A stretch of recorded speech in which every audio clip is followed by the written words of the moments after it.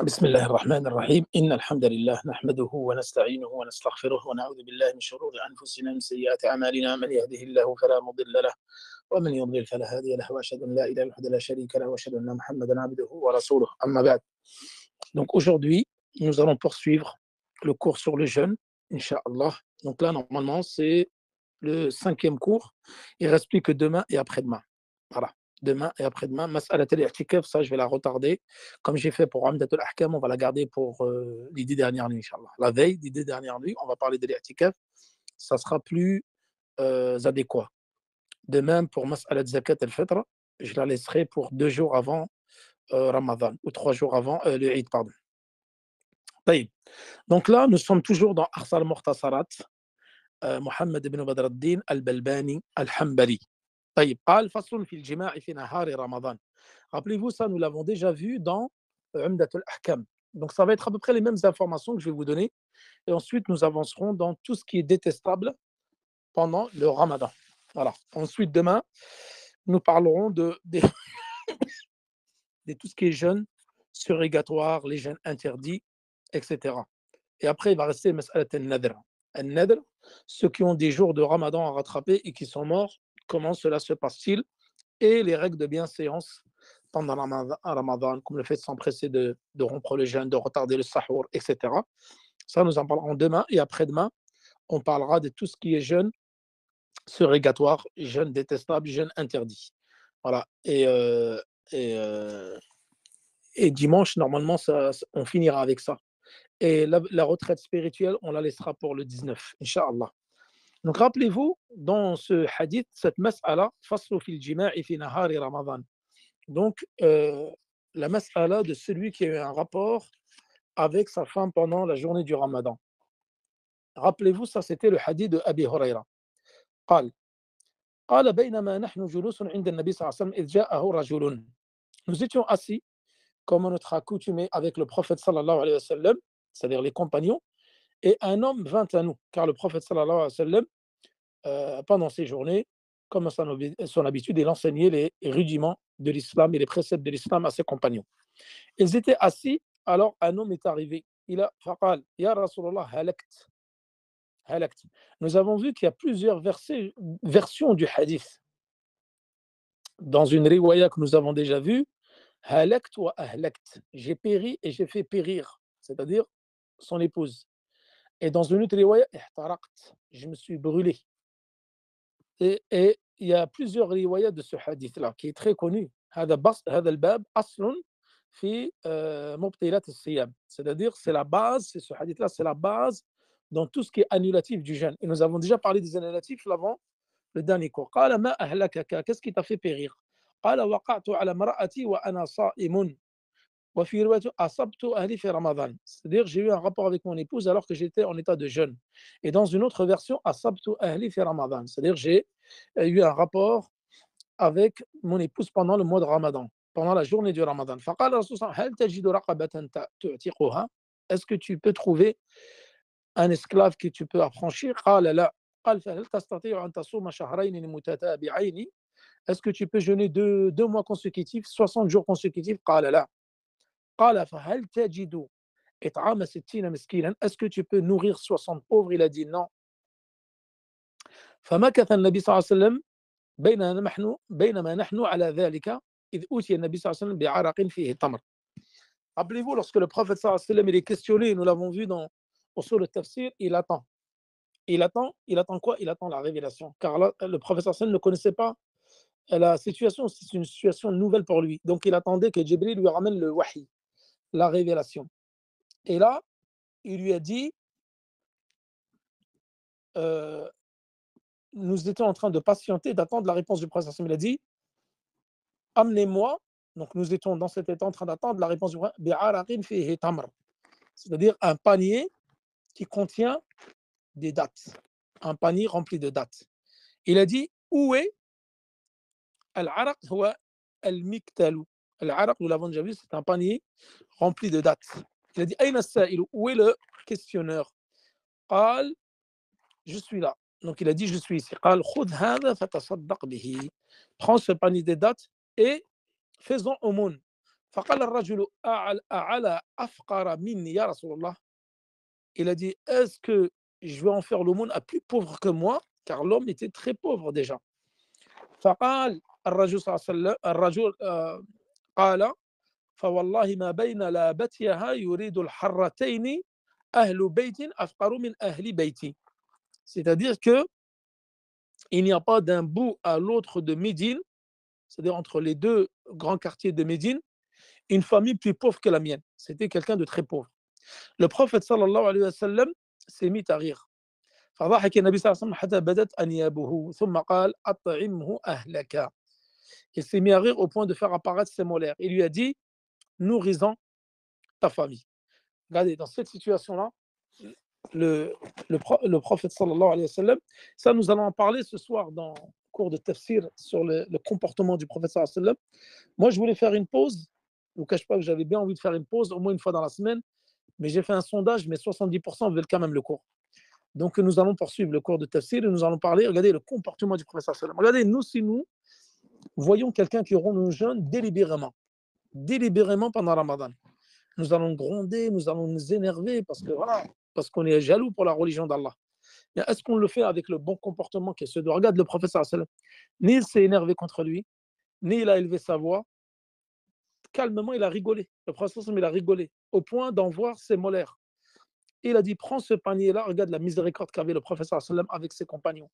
Prends ce panier-là et distribue-le à ta famille.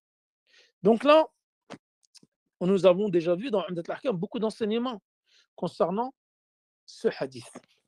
Tout d'abord, première mas'ala, que le fait d'avoir des rapports avec son épouse pendant le mois du Ramadan, ça annule le jeûne. Donc ça, c'est une chose que nous avons déjà évoquée, simple. أحل لكم ليلة الصيام الرفث إلى نسائكم. إلى نسائكم. C'est-à-dire, vous a été permis les rapports avec vos épouses pendant les nuits du Ramadan, les nuits. Donc, فدل على أنه ممنوع من النساء في النهار. Et également le hadith d'Abi Huraïra. Donc, il est interdit d'avoir des rapports avec son épouse pendant le mois de Ramadan. Donc ici, Jama'a. Jama'a, il a eu un rapport avec son épouse en pleine journée du Ramadan. Donc, un rapport clair. Donc ici, le rapport, il faut qu'il y ait... donc, nous avons déjà dit, ce n'est pas les préliminaires. Ça, nous avons déjà parlé dans le dernier cours, les trois types de situations. Pour qui il était permis, pour qui il était détestable, pour qui il était interdit. Le fait d'avoir des préliminaires avec ton épouse, là, c'est vraiment un vrai rapport. Comme ils disent les fuqaha, il faut qu'il y ait, comme on dit, voilà, pour ne pas vous imaginer, pénétration. طيب. Là, ils ont dit بلا عذر شبق ونحوه ومن جامع برمضان نهارا بلا عذر شبق عفوا ونحوه. C'est-à-dire celui qui a eu un rapport pendant Ramadan sans udr, sans excuse, voilà, parce qu'il se peut que, par exemple, la femme était malade et ne jeûnait pas. Il se peut que l'homme revenait de voyage et n'était pas obligé de jeûner, comme nous l'avons déjà vu dans le dernier cours. Il se peut qu'il était malade et avait envie d'avoir un rapport. Il n'était pas compté parmi ceux pour qui le jeûne était obligatoire. Donc c'était quelqu'un à la base qui devait jeûner, ainsi que son épouse. Donc là, dans cette mas'ala, donc qui fait partie, on va dire, c'est le plus gros annulatif du jeûne. Et c'est le plus important, et c'est celui qui, on va dire, la plus grosse kafara. C'est-à-dire, tout ce qui annule le jeûne, tu n'as pas de kafara, excepté l'acte, excepté les rapports avec ton épouse. Pourquoi? Parce que le professeur sallam, qu'est-ce qu'il lui a dit? Direct, tu dois affranchir un esclave, tu dois jeûner 60 jours, ou tu dois nourrir les pauvres. Qu'est-ce qu'il a dit? Le prophète, le compagnon lui a dit, je ne peux rien faire de tout cela. Taïb. Donc là, ils ont dit, les savants, al-jima' ashaddu al-mufattirat tahriman. C'est-à-dire, c'est l'annulatif du jeûne le plus interdit pendant le Ramadan. Plus que le manger, plus que la nourriture et la boisson. L'acte en lui-même, c'est le plus grave, parce que si tu le fais, tu dois affranchir un esclave, ce qui n'est plus le cas maintenant, nourrir, jeûner 60 jours ou nourrir les pauvres. Vous voyez, 60 pauvres. Donc là, l'homme ne pouvait ni l'un, ni l'autre, ni le troisième cas. طيب, il se peut, comme je vous l'ai dit, que l'homme soit un voyageur. Donc là, la condition pour qu'il puisse rentrer là-dedans, c'est que c'était un muqim, ce n'était pas un voyageur, et que c'était quelqu'un en bonne santé, pas un malade, et quelqu'un qui est doué de raison, qui avait la puberté, et aqil, toutes ses facultés mentales. Donc là, s'il a effectué cela pendant le ramadan, alors les trois, et on commence par l'ordre. C'est pas tu vas chercher la facilité directement et prendre les 60 pauvres, c'est ce qui est le plus facile. Non. Tu commences déjà par l'affranchissement de l'esclave. Ensuite, ça, donc, on n'en trouve plus de nos jours, c'est les plus d'actualité. Tu vas passer directement à jeûner 60 jours. Sinon, tu nourris 60 pauvres. Taïb. Là, bien sûr qu'il n'y a pas de. Dans le fait de parler d'ici de rapport, les savants ils disent que ça soit un rapport halal ou haram. De toute façon, que tu le fais dans le halal, c'est haram. Que tu le fasses dans le haram, c'est encore plus haram. C'est-à-dire, des gens, par exemple, qui peuvent faire la fornication pendant le ramadan, ça, c'est encore plus grave. Il y a hurmatul az-zaman, il y a hurmatul az-zina. Tu as fait deux choses très graves. C'est-à-dire, tu as fait la fornication, qui est un des pires péchés, et tu l'as fait pendant le ramadan, qui est très grave. Donc, tu as fait une double interdiction. Là, le prophète, sallallahu alayhi wa sallam, comme ils ont dit, les savants, il ne lui a pas posé la question de savoir est-ce qu'il était, est-ce qu'il avait oublié, est-ce qu'il a fait par erreur. Mastafsala Nabi sallallahu alayhi wa sallam. Mastafsala. À aucun moment il a dit oh, mais est-ce que tu l'as fait par oubli? Est-ce que tu l'as fait par contrainte? Est-ce que tu l'as fait parce que tu n'avais pas le choix? Est-ce que tu l'as fait mais tu étais, on va dire, contraint? Qu'est-ce qu'il a dit? Mastafsala Nabi sallallahu alayhi wa sallam. Directement, le prophète sallallahu alayhi wa sallam lui a répondu, et lui a dit tu dois affranchir un esclave, jeûner 60 jours, nourrir 60 pauvres. Alors, les savants, il y a une qaïda qui est très importante, que nous verrons, Inch'Allah, si un jour nous ouvrirons un livre sur Al-Qawa'id al-Fiqhiyya. Qawa'id al-Fiqhiyya, c'est très important d'étudier cela. Parce que quand tu vas étudier Al-Qawa'id al-Fiqhiyya, les règles dans la jurisprudence, comme quand tu vas étudier Usul al-Tafsir, ce sont deux sciences, pas Usul al-Tafsir, Usul al-Fiqh.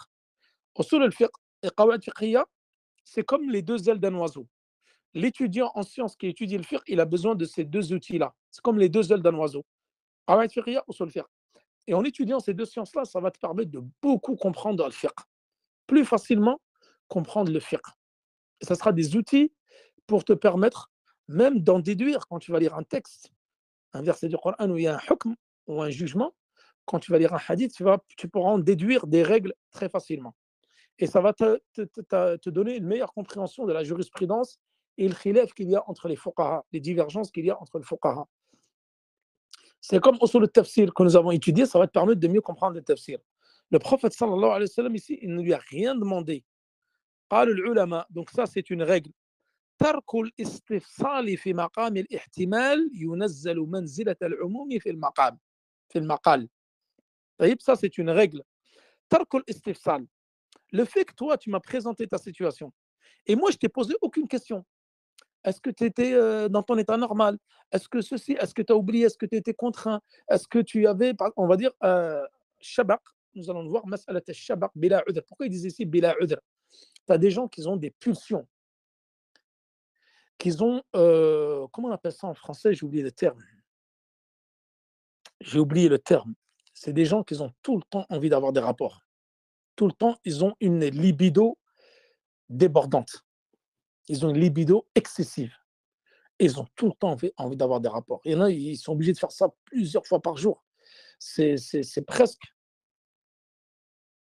L'infomane, ça c'est pour les femmes. Pour les hommes, c'est avoir une libido débordante. C'est quelqu'un. Il doit y avoir un terme médical, mais j'ai oublié le terme. Un terme médical spécifique pour les hommes. C'est-à-dire là où shahwa qawiyya jiddan, shabaq. Les juristes, ils parlent de shabaq. C'est-à-dire que c'est quelqu'un, c'est presque une maladie, en fin de compte. C'est presque une maladie. C'est un gars, il pense qu'à ça. Ou ça peut être la femme. Il veut tout le temps avoir des rapports. Et là, ils sont obligés d'avoir plusieurs rapports par jour. Trop d'hormones. ils ont trop d'hormones et ils ne peuvent pas s'abstenir. Donc, on va voir que cette personne-là, que pour lui, et disent les savants, le rapport, c'est un ilage, c'est un médicament. C'est-à-dire, s'il ne fait pas de rapport, il ne sait pas ce qui peut lui arriver, tu vois. Ça va être réconfortant d'avoir ce rapport-là, sinon, là, c'est comme ça crée comme un manque. C'est comme les gens, par exemple, que tu leur enlèves la cigarette, il y a une période de sédation. Ça crée un manque. Ça crée un manque. Et comme les alcooliques, comme les drogués, les toxicomanes, quand tu leur arrêtes ça, ils n'ont pas leur dose. Il est en panique, il est capable de t'agresser, de te tuer, etc. C'est des gens, ils ont besoin de leur rapport, sinon il n'est pas bien. Ça, c'est une autre situation, on va en parler après. Taïb. Donc là, le prophète Hassan ne lui a demandé aucune question concernant son état. Il lui a demandé directement l'expiation à faire, c'est-à-dire par l'affranchissement de l'esclave, par les 60 jours à jeûner ou par les 60 pauvres à nourrir. Taïb. Donc ils lui ont dit, la règle ici qu'ils ont déduit les savants, Adamul istifsal dalil ala umum al-hukm. Donc il a dit, le fait que le prophète sallallahu alayhi wa sallam a délaissé toutes ces questions-là, قالوا ترك الاستفسال في مقام الاحتمال. Le fait de, quand il y a une situation muhtamala, c'est-à-dire qu'il y a plusieurs choix, ينزل منزلة العموم في المقال. C'est-à-dire que lorsque tu ne poses pas de questions pour détailler la situation, alors tu vas donner un jugement global, un jugement général. Taïb, sans savoir si la personne elle avait ça, ça, ça, ça. Parce qu'elle ne te l'a pas indiqué, ou là, dans cette situation, le prophète sallallahu alayhi wa sallam, il lui a donné le hukm général. Taïb. Donc là, l'homme en question, le compagnon, il avait ni l'un, ni l'autre, ni les trois. Ni il pouvait affranchir un esclave, ni il pouvait jeûner 60 jours, ni il pouvait nourrir 60 pauvres. Donc là, le professeur Sallam lui a donné un panier rempli de dattes et il lui a dit Tasaddaq bihi li ahlika, donne-en à manger en aumône à ton épouse. Taïb. Dans une autre riwaya, riwaya ja'at inda Abi Daoud, là elle n'est pas évoquée dans Al-Bukhari wa Muslim, mais elle est évoquée dans riwayat Abi Daoud. Comme جاء في الحديث أمره النبي صلى الله عليه وسلم بالقضاء. C'est-à-dire que là, il y a une chose qu'on oublie. Certes, il ne peut faire ni l'une des trois situations, mais dans une autre version de Sunan Abi Daoud, le prophète il lui a quand même ordonné de rattraper ce jour de jeûne, parce que c'est un jour de jeûne qui est invalide. Alors tu dois le rattraper. Kama jaa fi riwayat Abu Daoud. Idhan, al-qada la budda minhu, ma'a al-kaffara. C'est-à-dire ici, tu as l'expiation, mais tu dois rattraper ce jour de jeûne. Tu dois le rattraper. طيب. قالوا وقال المصنف ولا كفارة فعله بلا عذر شبق ونحوه. C'est-à-dire عذر شبق, comme je vous ai dit, c'est quelqu'un qui a des pulsions, qui pense tout le temps à ça, qui a besoin de ça pour être soulagé. Donc عذر شبق, il n'a pas la même comment on peut dire ça, il n'a pas la même situation que celui qui l'a fait naturellement sans aucune pression. Celui qui n'avait pas forcément besoin d'avoir un rapport, il pouvait attendre le soir. Lui, il l'a fait, peut-être que, je ne sais pas, il a oublié ou autre. Il doit quand même faire.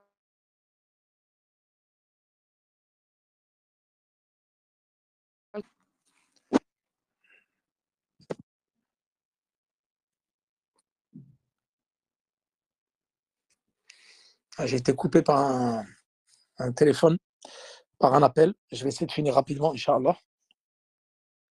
Alors, donc, je vous disais, فعليه القضاء والكفارة. Lui, dans cette situation-là, il doit alors rattraper ce jour-là et l'expiation mutlaqan, de façon absolue, comme on dit les savants. Taïb. Et le kafara, nous venons de la voir. Ensuite, إذا خاف, donc autre mas'ala, إذا خاف من به شبق تشقق, c'est-à-dire le shabaq ici, c'est le fait d'avoir des pulsions et d'avoir tout le temps envie de faire cela. Lui, ils disent il est ma'dour. Il a dit, c'est-à-dire le fait qu'il fasse ça, c'est un ilaj pour lui. C'est comme un médicament, comme la personne qui a besoin de prendre sa dose. Donc lui, il ne va pas avoir le même hukm.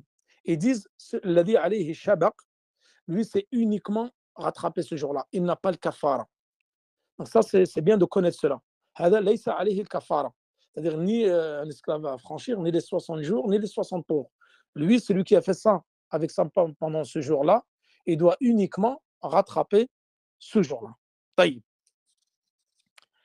Maintenant, concernant sa femme, parce que le professeur Soumi lui a dit à lui, mais la femme, qu'en est-elle? Quel est le jugement concernant la femme? Alors la femme, il y a deux situations. Soit elle est consentante, c'est-à-dire qu'elle-même, elle jeûnait et elle était consentante d'avoir eu ce rapport avec son époux, parce qu'elle aurait pu très bien repousser les avances et ne pas accepter cela. Ils ont dit فَتَجِبُ عَلَيْهَا الْكَفَارَةُ. تَجِبُ عَلَيْهَا الْكَفَارَةُ. Et elle doit également expier au même titre que l'homme et rattraper le jour de jeûne. Parce que dans une riwaya de Abi Huraira, جاء بلفظ هلكت وأهلكت. J'ai péri et j'ai fait périr ma femme. هذه التي رواها الدارقطني.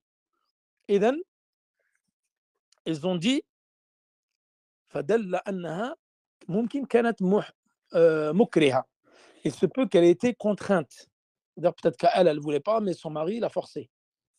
Bon, pour ceux qui nous écoutent, ce genre de propos, s'ils les entendent en France, bon, ça me fait un peu rigoler parce qu'ils vont crier au viol conjugal. Ils vont crier au viol conjugal et le consentement, etc. Bon, ça c'est un autre débat. Hein. C'est un autre débat. On ne va pas ouvrir le sujet maintenant, ce n'est pas le but. Mais en France, vous voyez, ils parlent souvent du viol conjugal, de consentement, etc. Ça, c'est un autre sujet que nous parlerons pendant le moment opportun. طيب. قال. Ici, l'auteur dit ولا كفارة عليها مع العذر. C'est-à-dire la femme, elle n'a pas de kafara مع العذر. C'est elle a une excuse valable.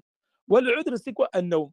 Peut-être qu'elle était en train de dormir et lui, il est venu, il a fait cela pendant qu'elle dormait.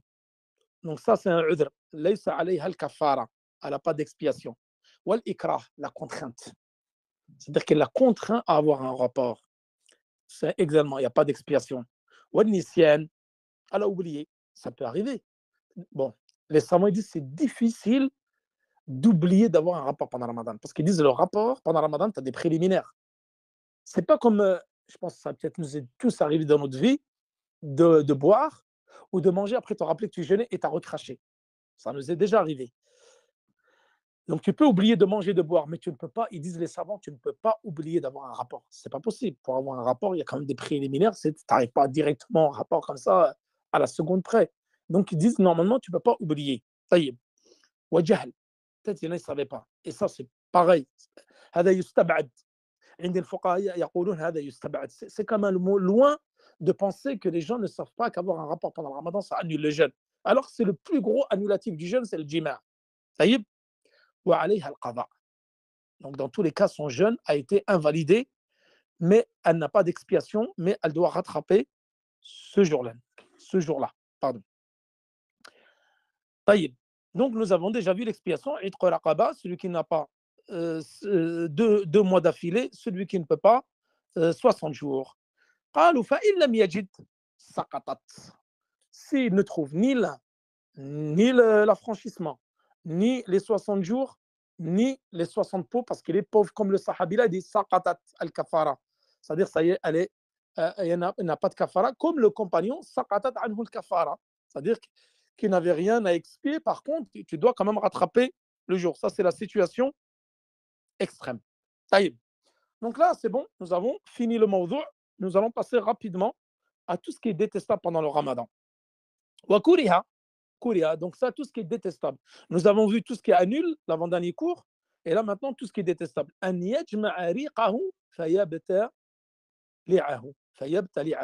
C'est lui qui rassemble sa salive dans sa bouche. Ensuite, il l'avale. Ça, c'est détestable. Avaler sa salive n'annule pas le jeûne, parce que la salive, elle est déjà dans ta bouche. Ce qui annule le jeûne, c'est ce qui fait rentrer directement dans ta bouche. Donc, ils disent que c'est un acte détestable. Le mieux, c'est de la recracher. Donc là, ils disent c'est le fait de goûter, comme pour les sœurs lorsqu'elles vont cuisiner. Tu vas goûter le repas que tu as fait. si c'est par exemple salé, pas trop salé, la soupe, la harira, elle n'est pas trop salée, etc.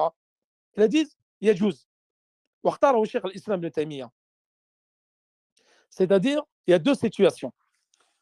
يكون للحاجة فيكره, c'est-à-dire une nécessité, tu as vraiment besoin de savoir si la soupe, par exemple, la harira, elle est salée ou pas.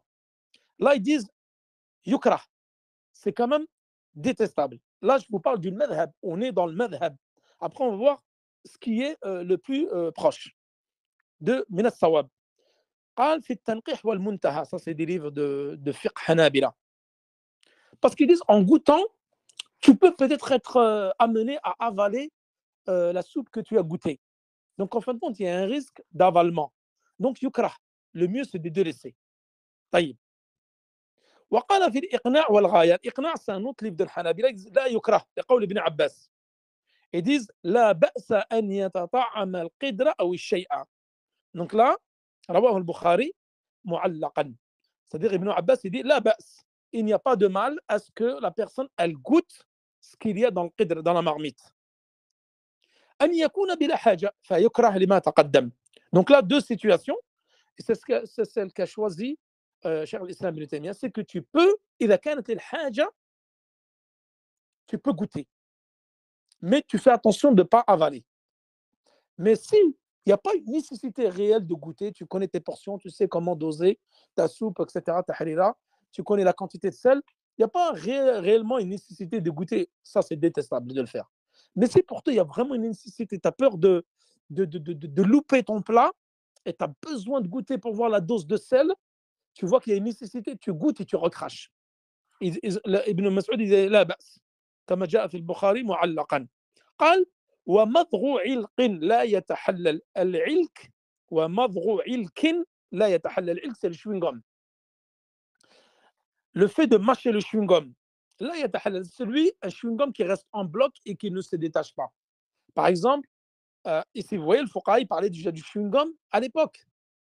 On ne parle pas du chewing-gum qui a un goût, où tu vas avaler le goût fraise, citron, etc. Non, celui-là non. Un chewing-gum qui n'aurait pas de goût, mais que tu l'emploies pour le mâcher. Ils disent, ça c'est détestable. وإذا كان يتحلل, c'est-à-dire qu'il y a des morceaux qui peuvent, pendant que tu vas mâcher, qui peuvent se détacher et aller dans ton corps, ça c'est yuhram. Ça c'est interdit mutlaqan. طيب. Et in wajada ta'amuhuma, c'est-à-dire que si il trouve dans sa gorge le goût du chewing-gum ou le goût de la soupe qu'elle a goûté, faqad aftara.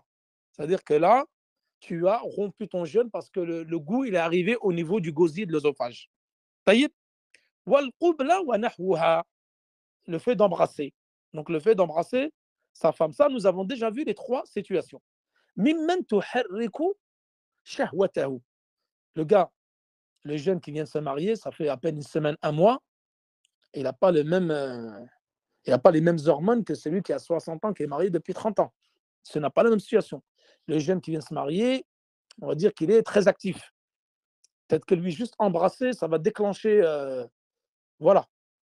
Et il voudra directement passer à l'acte, ça se trouve. Donc lui, sa shahwa, elle va être trop forte.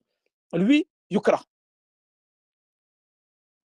Donc c'est détestable pour lui. Et le prophète sallallahu alayhi wa sallam, kana yuqabbiluha wa huwa sa'imun. Kana yuqabbilu zawjatihi wa huwa sa'imun. Il embrassait ses femmes, il était en état de jeûne. Comme جاء في حديث عائشة رضي الله عنها. طيب. Là, donc, اختار ابن عثيمين لا تكره. C'est-à-dire que ce n'est pas détestable d'embrasser sa femme. كان رسول الله صلى الله عليه وسلم يقبل وهو صائم ويباشر وهو صائم لكنه أملككم لإربه. Il avait même des préliminaires avec ses femmes, sans l'acte bien sûr, et il était en état de jeûne. L'embrasser, il était en état de jeûne. Le professeur sallam, il pouvait se maîtriser. C'est quelqu'un qui maîtrisait ses émotions. Toubah, quelqu'un à qui c'est permis d'embrasser. Celui dont le fait d'embrasser, ça ne fait rien pour lui. Ça ne va pas déclencher un effet d'excitation, de désir, etc. Donc là, c'est permis, tu peux embrasser. Ça ne va pas engendrer forcément l'envie d'aller plus loin. La basse, comme le Sheikh al-Kabir, celui qui a une certaine expérience, qui est âgé, etc. Ce n'est pas la même chose qu'un jeune qui vient de se marier. Parce que le prophète, comme جاء في حديث أبي هريرة, أن رجلا سأل النبي صلى الله عليه وسلم عن المباشرة للسائم فرخص له وأتاه آخر فسأله فنهاه فإذا الذي رخص له شيخ والذي نهاه شاب كما جاء في حديث أبي داود. Donc, dans le hadith d'Abu Huraira, il y a un homme qui est venu questionner le prophète sallam concernant al-mubashara lis-sa'im, le fait d'avoir des préliminaires hors le rapport avec ta femme. Il lui a permis. Il y en a un autre, il est venu, il lui a interdit. Vous allez me dire, comment c'est possible? Oui, l'autre, c'était un vieux. Une personne, on va dire, âgée, d'un certain âge, une personne mûre. L'autre, c'était un jeune. Donc, il l'a permis aux vieux et l'a interdit aux jeunes. Et également dans le hadith d'Abdullah bin Mas'ud, rukhisa lil kabir as-sa'imi fi al-mubashara wa kuriha lish-shabi. Rawahu Ibn Majah. C'est-à-dire que le prophète sallallahu alayhi wa sallam a permis au jeûneur d'avoir des préliminaires avec sa femme et il l'a interdit, il l'a détesté pour le jeûne. Wa tuhramu. Donc là maintenant on va passer à une autre mas'ala, tuhramu. C'est-à-dire indanna inzalan. C'est-à-dire c'est interdit d'embrasser d'avoir préliminaire si tu sens que tu vas éjaculer. Si tu sais que ça va faire l'éjaculation, ce qui va rompre ton jeûne. L'éjaculation ici, la sécrétion du liquide séminal va t'annuler ton jeûne. Et également, le fait de mâcher un chewing-gum qui se fractionne et qui peut avoir donc des restes qui peuvent aller dans ton gosier, l'œsophage. Ça, c'est interdit. Ça, nous allons en parler, Inch'Allah, ce soir dans le cours sur le bon comportement. C'est-à-dire tout ce qui est mensonge, ça, c'est interdit le mensonge. Déjà, en temps normal, c'est interdit. Et pendant Ramadan, c'est encore plus interdit. Wariba, la médisance, c'est interdit. Et la namima, le colportage, c'est également interdit. Washatmun wa nahwu bitta'akkudi, le fait d'avoir un mauvais comportement, d'avoir comment on pourrait dire ça, avoir un comportement agressif, être insultant à l'égard des gens, méprisant, etc. Tout ce qui est mauvais comportement, on va en parler ce soir, Inch'Allah. Donc là, c'est tout ce qui est interdit. Wa ta'jilu wa sunna ta'jilu fitrin. Wa sunna ta'jilu fitrin. Donc ça, peut-être qu'on va le laisser pour demain, Inch'Allah, wa ta'khir as-sahur, et de dire ce qui reste, c'est-à-dire ce que nous devons dire comme dua avant de rompre le jeûne, après avoir rompu, et la personne qui meurt et qui a délaissé le jeûne. Ça, si vous voulez, Inch'Allah, pour ne pas trop tarder le cours, ça fait un peu plus d'une demi-heure, nous le ferons demain, Inch'Allah. Barakallahu fik pour votre participation et votre assiduité. Je voulais faire une pause pour le tafsir, mais malheureusement, malheureusement. Alhamdulillah, ala kulli hal, mais ça ne m'arrange pas. Mais la plupart, ils veulent quand même court, donc c'est pas grave, je vais faire court. Donc ce soir, il y aura tafsir, Inch'Allah. Moi, je voulais prendre quand même une pause dans la semaine, mais bon, peut-être qu'on le fera demain. Wa sallallahu ala nabina Muhammad wa ala alihi wa sahbihi wa sallam. Wallahu ta'ala a'la wa a'lam. Wassalamu alaikum. Là, je n'aurai pas le temps pour les questions, mais Mohamed, s'il y a des questions écrites, vous me les écrivez. Inch'Allah, demain, je prendrai un peu de temps pour répondre aux questions, Inch'Allah. Parce que là, j'ai une occupation, je n'aurai pas le temps de répondre aux questions. Mais demain, sans faute, on prendra un quart d'heure, 20 minutes pour répondre aux questions.